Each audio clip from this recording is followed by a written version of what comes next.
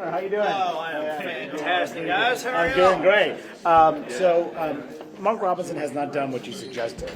Does that tell you that these allegations are true? Well, I think the clock is ticking, and quite honestly, if I had had these allegations against me, it would have the first thing I would have done was to sue your great employer if I had a case against it.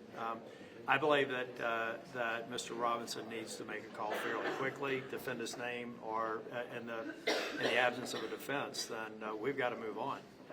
And I would not, if we'll be making that decision this week. But I do think it's fair to give him the benefit of the doubt for a reasonable period of time, and I've fixed that as Friday. What does that mean? You're going to make a decision this week? If Mr. Robinson doesn't put forth facts as part of a lawsuit that would discredit the sources by this week, then we've got to move on. We've got an election that's 40 days away, and we've got to move on and focus on President Trump's success in North Carolina, legislative races, the Council of State, all the other things that I'm focused on in North Carolina. This is a lot bigger than any one person. But he can't drop out at this point. Well, he can't drop out, but you can stop.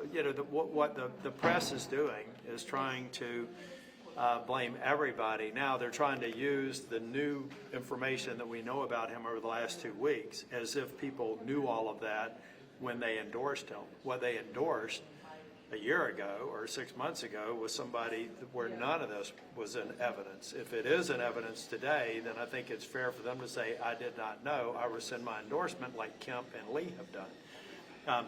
But the Democrats are now saying, well, it's really unseemly what they're doing, because they're basically saying that you knew or should have known something that none of us knew until K-File broke the story.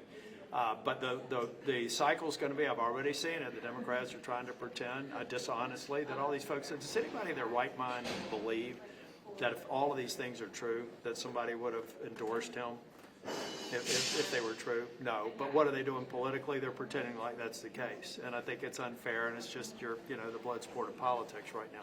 Having said all that, if Mr. Robinson doesn't set forth a case that provides some credibility to a counter argument, then I think that most of us should move on, not be concerned with this race, move on this week. Can he win? Can he win? No, but that had nothing to do with this. He was already. But do you think he can win this race? I supported a primary opponent against Mr. Robinson because I didn't think he could win the race then, and I was working with far less information than I'm in possession of now, and I'm hoping he discredits that information. Okay. Thank you. Thanks for your time.